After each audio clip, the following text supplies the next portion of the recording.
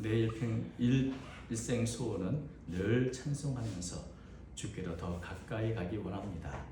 우리의 마음의 찬양을 받아주시고 우리의 고백을 통하여 서울로 영광받아 주옵소서. 우리의 삶의 가치가 무엇이고 의미가 무엇인지 말씀을 통해 찬양을 통해 더 깨닫게 해주셔서 주님께 더 가까이 나아가는 저희 모두가 되도록 이끌어 주옵소서. 주의 주신 은혜와 사랑을 생각하며 찬송하지 않을 수 없습니다. 늘 우리 가슴에 찬양이 넘치도록 인도해 주시고 이 땅을 살아가는 동안에 그리스도의 향기를 나타내고 예수님 하나님의 영광을 위해 쓰임받는 저희 모두가 되도록 이끌어 주옵소서. 오늘도 귀한 찬양을 통해 영광 돌려옵는 새로운 찬양들을 기억해 주시고 때마다 일마다 간섭하시며 더 아름답게 귀하게 사용하여 주옵소서. 오늘도 주님 저희가 말씀의 거울 앞에 섰습니다. 주께서 깨닫게 해주시고 주의 말씀을 통해 우리의 심령이 새로워질 수 있도록 은혜를 더해 주옵소서. 심히 부족한 중에 주의 말씀을 들고 섰사오니 긍휼히 여기사 사용하여 주옵소서. 우리 주 예수님의 이름으로 간절히 기도 올려옵나이다. 아멘. 올 명절에도 참 많은 분들이 이렇게 고향을 가거나 또 여행을 가거나 해서 이렇게 이동을 하려고 왔습니다. 그래서 한국교통연구원 조사에 따르면 이번 명절 기간에 총 2,780만 명이 이동할 것으로 예상하고 있다. 그러니까 참 모든 분들이 이 명절을 맞이해서 이렇게 고향으로 또 대부분 많이 내려가셨죠. 고향에 대한 그리움에 대한 시가 있습니다. 이 정지용 시인의 향수라는 시인데 노래로도 굉장히 잘 알려졌죠. 고향을 생각하면 여러분 어떤 생각이 납니까? 저는 도회지에 살아서 그런 추억이 많이 없지만 그래도 고향 하면 떠오르는 그런 이미지가 있죠. 이 정지용 시에는 황소가 울고 또 아주 잔잔한 그 물결이 있는 그 마을 풍경도 보면서 그곳이 차마 꿈엔들 이칠이야. 또 아버지의 늙은 모습을 이렇게 바라보며 그 아버지를 생각하면서 그곳이 차마 꿈엔들 이칠이야. 꿈 많고 또 희망이 섬세했던 어린 시절의 여러 추억들을 생각하며 또 그것이 차마 꿈엔들 이칠이야.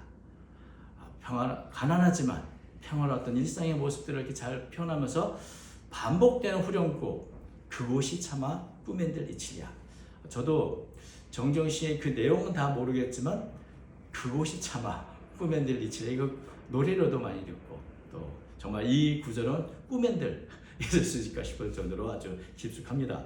고향을 생각하면 늘 참 익숙하고 친숙한 곳, 모두가 나를 알고 내가 모두를 알아서 참 자유와 안정감을 느끼는 그런 곳입니다. 그래서 이 정지원 시원도 그 추억이 담긴 그 고향은 내가 꿈에서도 잊을 수 없는 가장 그리운 곳이다. 이렇게 노래를 하는 것이죠. 오늘 본문에도 이 고향의 이야기가 있습니다.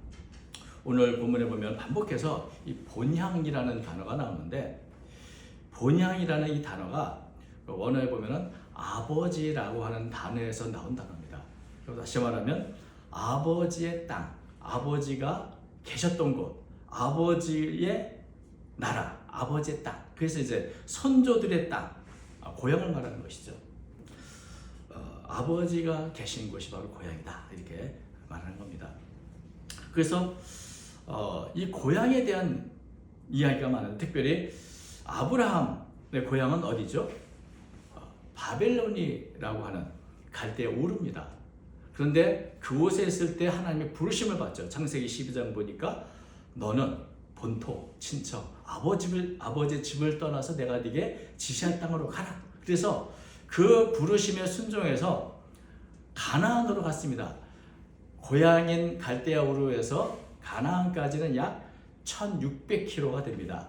그러니까 지금 보면 그렇게 멀리 느껴지지 않을지 모르지만 수천 년 전에 1600km는 정말 머나먼 길을 하나님의 말씀을 듣고 부르심을 따라 약속을 믿고 왔습니다. 그래서 아브라함은 이제 가나안에서 문화가 다르고 언어가 다르고 삶이 다른 이 낯선 가나안 땅에서 평생을 이제 보내게 되죠. 그런데 이 가나안 땅에 평생을 살지만 아브라함이나 또 그 아들 이삭이나 야곱은 결코 자신이 가지고 있는 문화, 그 가나안 문화에 동화되지 않고 나는 이 가나안 땅의 나그네야, 난 지나가는 나그네, 혹은 나는 외국인이야 라고 하는 정체성을 늘 가지고 살았음을 보게 됩니다. 그래서 13절 오늘 말씀 보니까 이렇게 말하죠. 이 사람들은 다 믿음을 따라 죽었으며 약속을 받지 못하였을 때 그것을 멀리서 보고 환영하며 또 땅에서는 외국인과 나그네임을 증언하였으니, 그러니까 가나안 땅에 평생을 살았는데도 언제나 나는 나그네야, 나는 외국인이야 이렇게 증언을 하며 살았다는 겁니다. 여러분, 한 지역에 외국에 나가든지 혹은 외국인이 우리나라에 오든지 시간이 지나면 동화가 됩니다. 그래서 저도 한 16년 정도 중국에 있다 보면 나중에 깨닫게 되면 내가 참 외국인이었구나 이런 걸 느끼게 될 때가 있는데, 2024년도 뉴욕 총영서관이 한인 동포들을 대상으로 설문조사를 한 게 있습니다. 그곳에 간 이민 1세대한테 당신을 누구라고 생각하냐, 스스로 나는 비록 여기 살지는 한국인이야 라고 대답하는 그 사람들이 66%가 됐습니다. 그 다음에 그 아들, 딸들 1.5세대죠. 그 사람들에게 당신을 어느 나라 사람이라고 생각하는가 라고 말할 때 66%였는데 갑자기 37%가 많이 나는 한국인이라고 대답을 하고, 나는 당연히 미국인이죠 한 사람이 훨씬 더 많아지는 거죠. 만약에 교포 2세는 뭐라고 생각할까요? 나는 외국인이야, 나는 미국인이야 라고 생각하겠죠. 오래 외국에 살다 보면 자기 정체성을 잊어버리고 동화되기가 마땅한 겁니다. 그래서 연령이 낮아질수록 정체성은 약해지고 그것에 동화되는 게 당연한데, 아브라함뿐 아니라 이삭, 야곱도 가나안에 있으면서 늘 자신을 외국인이라, 나그네라 이렇게 생각했던 것은 참 어떤 분명한 정체성을 갖고 있다는 것을 보게 됩니다. 사라가 죽었을 때 가나안에 이제 묻어야 되는데 매장지가 없습니다. 왜? 땅을 사지 않고 살았거든요. 그죠? 그래서 이제 헷 사람들에게 아브라함이 가서 이 자신의 아내 사라를 묻을 매장지를 살 때 이렇게 말합니다. 창세기 23장 4절이죠. 나는 당신들 중에 나그네요, 거류하는 자이니 당신들 중에 내게 매장한 소유주를 주어 내가 나의 죽은 자를 내 앞에서 내어다가 장사하게 하실까? 사라의 그 매장지를 살 때 헷사람들, 가나안 사람들에게 뭐라고 말합니까? 나는 당신들 중에 살아가고 있는 나그네, 뜨내기, 나는 외국인이기 때문에 매장지가 없으니 좀 그걸 내가 매장할 수 있도록 달라고 이렇게 요청하는 것을 보게 됩니다. 그래서 가나안 땅, 마므리아 막벨라 밭의 땅을 헷 사람들에게 사서 그곳에 이제 사라를 매장을 하게 되죠. 야곱은 가나안에서 이 세겜 땅에 머물러 살았습니다. 그때 그 땅을 하모레에서 샀습니다. 그러니까 아브라함은 그 막벨라 밭을 샀고 또 야곱도 세겜의 땅을 샀는데, 그런데도 불구하고 여전히 자기 자신에 대해서는 늘 나는 나그네야, 이 땅에서는 외국인이야 라고 하는 의식을 가지고 샀다는 겁니다. 그것은 어떤 의미일까요? 나는 당신들과 다른 사람이야, 나는 내 고향은 따로 있어, 그 생각을 늘 가졌다는 거예요. 나는 내 돌아갈 고향이 따로 있는 사람이라는 것을 늘 의식하며 살았다는 말이죠. 그래서 그것을 이런 의미라고 14절은 말합니다. 그들이 이같이 말하는 것은, 내가 외국이냐 나가냐 말하는 것은 자기들이 본향 찾는 자임을 나타내라. 나는 가야 할 고향이 있는 이곳엔 잠시 머무르는 사람이지 이곳에 뿌리를 받고 살 사람이 아니야, 나는 이곳의 사람이 아니라는 그 의식을 갖고 늘 본향을 생각했다는 겁니다. 그렇다면 이 아브라함, 또 이삭, 야곱이 생각했던 본향은 어디인가? 갈대아 우르일까요? 아브라함은 갈대아 우르에서 태어났으니 나의 추억이 담긴, 나의 친척이 머무르는 가장 친숙한 곳이 갈대아 우르겠죠. 갈대아 우르가 아브라함에게 본향이어서 나는 갈대아 사람이야, 나는 이곳의 사람이 아니야 이렇게 생각했을까요?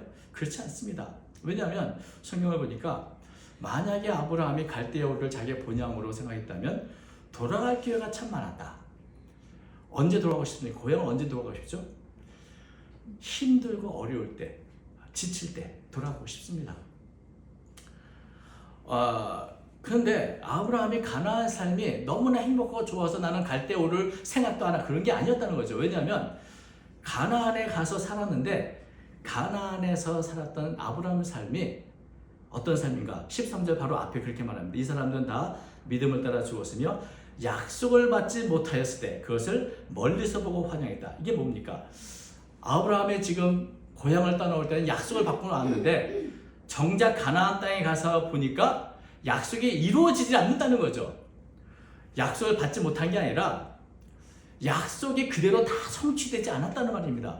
하나님은 아브라함을 부를 때 무엇라 부르셨습니까? 어떤 약속이었습니까? 창세기 12장 아까도 말한 1장과 14절 보면 내가 너로 큰 민족을 이루고 네게 복을 주어 네 이름을 창대하게 하리니 너는 복이 될지라. 너를 축복하는 자에게 내가 복을 내리고 너를 저주하다 내가 저주하리니 땅의 모든 족속이 너로 말미암아 복을 얻을 것이라.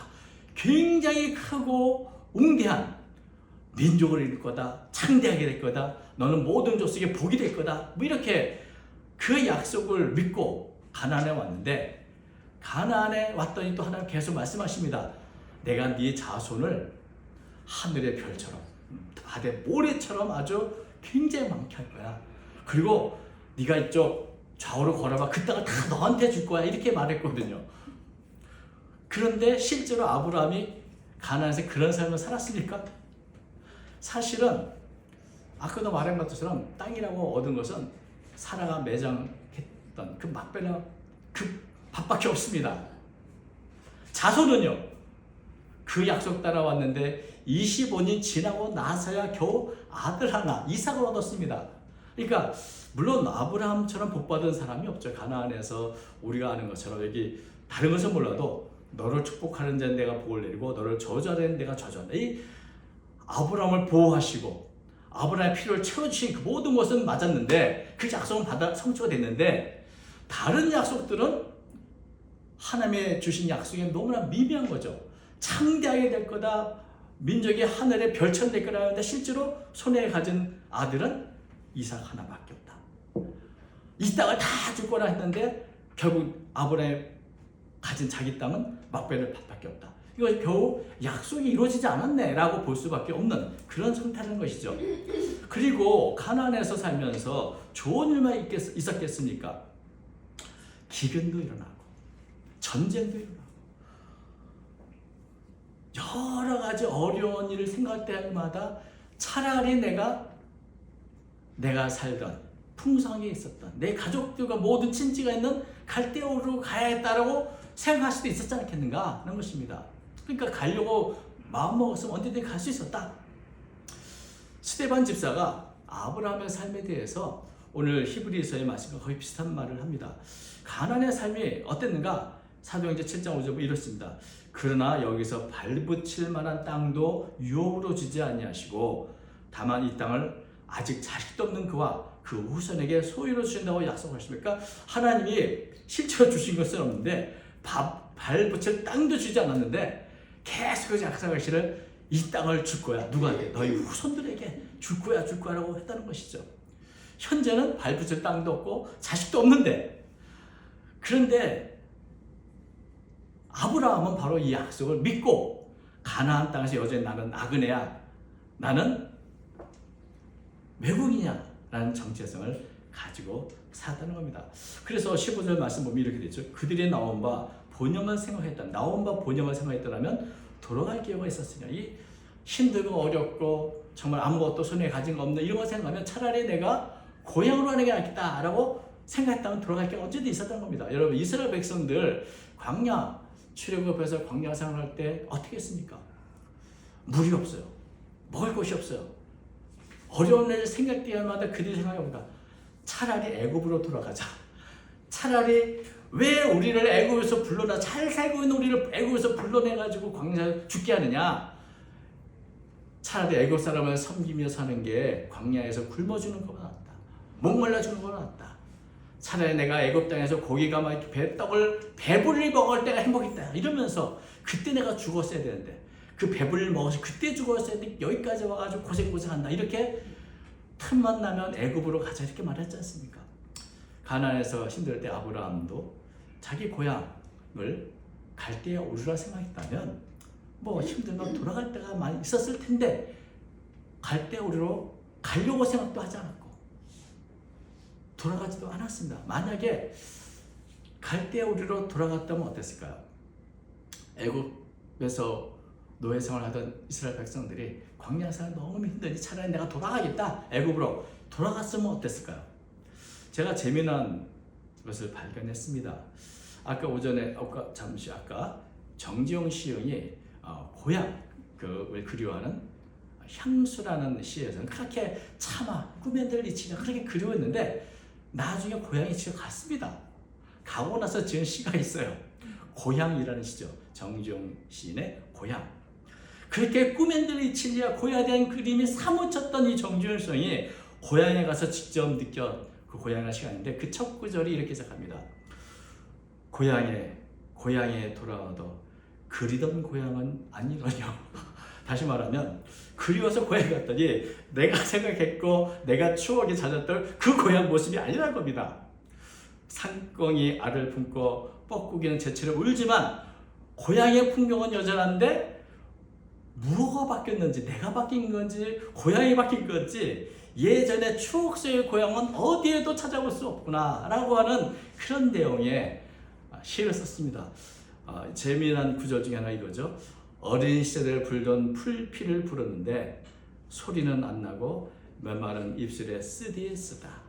그러니까 옛날에 풀피에 불던 추억 때문에 가서 풀피를 불었는데 소리는 제대로 안 나고 입만개 쓰다. 고향에 간다고 해서 그렇게 상상만큼 되지는 않습니다. 이스라엘 백성들이 광야 생활 싫다고 애굽으로 가면 잘 살았겠습니까? 갈대의 오르를 떠나온 아브라함이 자기의 고향 갈대 오르라 그리고 가면 과연 잘 살았겠습니까? 여러분, 갈대 오르를 떠나라고 말씀하시는데 그 의미가 있습니다. 갈대 오르의 삶은 하나님이 원하시는 삶이 아니었기 때문에 하나님의 부르심을 따라 믿음의 길을 가도록 그것을 떠나게 하신 것이죠.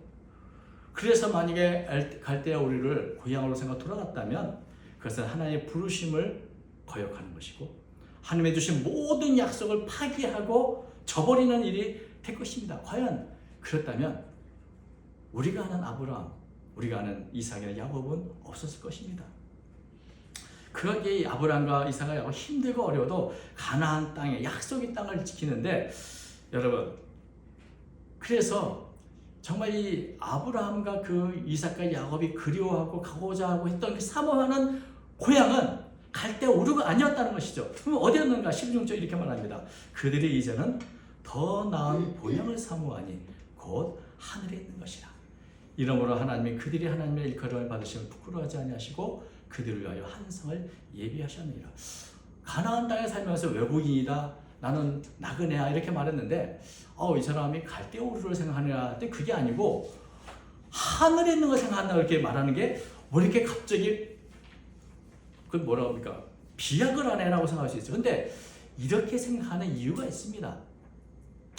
아브라함이 약속을 받고 나와서 가나안 삶을 살면서 계속해서 하나님은 또 약속하시죠. 그런데 하나님의 약속이 어떤 것인지 압니까? 좀 더 구체화되는데 창세기 15장 13절에 보면 이렇습니다. 여호와께서 아브라함에게 이르시되 너는 반드시 알라. 네 자손이 이방에서 계기되어 그들을 섬기겠고 그들은 400년 동안 네 자손을 괴롭히리니 그들의 섬기는 날을 내가 징벌할지며 그 후에 네 재물이 큰 재물을 이끌고 나오리라. 아브라함의 약속하신 약속이 언제 이루어진다고 말한다고 그러죠? 400년 후에 400년 후에 그 애굽에서 종살이 하다가 이제 큰 재물 와서 드디어 가나안 땅에 와서 이 땅을 다 가질 것이라 이렇게 말하는 것이죠. 여러분, 하나님의 약속이 당대에 이루어져야 의미가 있는데 지금 내가 그 약속을 다 성취하고 누려야 의미가 있다고 우리는 생각하는데 하나님의 주신 약속은 언제 이루어진다고요? 적어도 400년 이후에 이루어질 약속을 하였다는 겁니다. 그렇다면 아브라함은 무슨 생각했을까요? 지금 당장 결국 내가 갖고 있는 건 이삭밖에 없는 거구나. 막벨라 땅밖에 없는 거구나. 그런데 이 땅은 앞으로 400년이 지나면 내 자손들이 충만해서 가질 거구나. 그때까지 난 어떻게 살아갈까? 이게 믿음의 그 눈이 더 멀리 바라보게 되는 거죠. 당장 눈앞의 일이 아니라 400년 혹은 그 이상을 바라볼 수 있는 믿음의 눈이 열리니까 나는 이 땅에 속한 사람이 아니고 내 본향은 갈대오르도 아니야. 그것은 변질되는 것이고 바뀌는 것이지만 변하지 않는 영원한 하늘나라야말로 나의 영원한 본향이구나 하는 것을 깨닫게 되는 겁니다. 아멘. 그러니까 믿음이 우리가 믿음으로 바라본다고 할 때 우리는 당장 눈앞에 오늘 이럴 일, 내일 이럴 일 생각할지 모르지만 하나님의 약속은 우리의 생각과 너무나 극차서 너무나 엄청난 시간과 또 공간이 필요한 곳이기 때문에 그것은 사실 영적으로 이해하지 않으면 안 되는 것인데 아브라함이 바로 그것을 깨닫게 됐다는 겁니다. 가나안 땅에 내가 살고 있지만 정말 내게 하나님 주시는 것은 이 땅에 있는 것들이 아니다. 사실은 영원한 하나님의 나라. 여러분, 본향이라는 단어가 뭐라고 그랬죠? 아버지의 땅, 아버지가 계신 것, 아버지가 속한 나라거든요.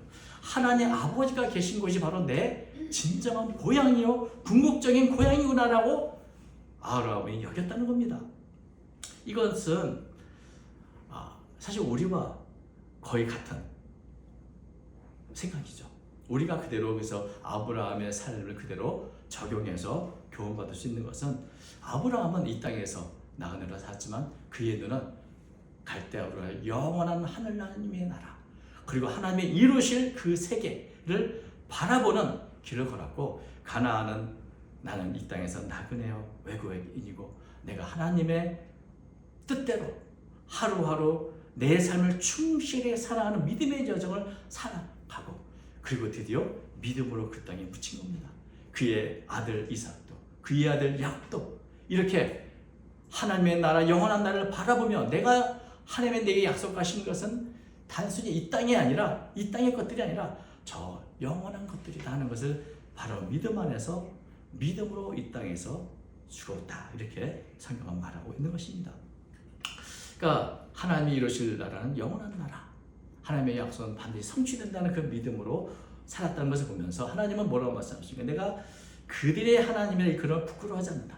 정말 이들이 나에 대한 믿음이 잠시 당장 내가 필요하니까 내가 급박하니까 하나님 도와주세요 그런 믿음이 아니라 정말 하나님이 하실 모든 걸 내가 맡기고 바라보는 그런 믿음을 가진 아브라함과 이삭과 야곱에 대해서 나는 내가 그들이 하나님인 걸 부끄러워하지 않는다고 말씀하시는 것이죠. 그래서 모세가 하나님께 묻습니다. 나를 바로왕에 보내면 또 이스라엘 백성에 보내면 누가 보냈냐고 그랬더니 내가 누가 보냈다고 말할까요? 그랬더니 하나님께서 자신을 어떻게 소개하죠? 나는 아브라함의 하나님이요 이삭의 하나님이요 야곱의 하나님이요. 그러니까 하나님은 아브라함의 하나님, 이삭의 하나님, 야곱의 하나님의 그 이름을 부끄러워하지 않고 자기를 소개하실 때 쓰셨다는 것이죠. 그리고 이 말씀한 것처럼 그들의 믿음이 헛되지 않도록 영원한 도성을 준비하신 분이다. 이렇게 성경은 말하고 있습니다. 이제 그들이 이제는 더 나은 본향을 사모하고 하늘에 있는 것이라. 이러므로 하나님은 그들이 하나님의 이끌음 받으시면 부끄러워하지 아니하시고 그들을 위하여 한 성을 예비하셨느니라. 우리가 이 믿음의 선진들의 모습을 우리가 보면 우리가 믿음 사실 아브라함의 모습과 우리의 모습이 상당히 비슷하고 어떤 면에서는 똑같습니다. 우리도 하나님의 약속을 받았지만 그 약속이 이 땅에 다 성취되지는 않았죠. 물론 하나님의 날마다 베풀어 주시는 은혜가 있고 또 날마다 지켜주시는 그 수많은 축복을 받고 살지만 하나님의 정작 우리의 약속과 그 약속이 아직은 다 성취되지 않았습니다. 영원한 하늘의 영광, 부활의 영광, 구원의 충만의 영광이 아직은 성취되지 않은 것.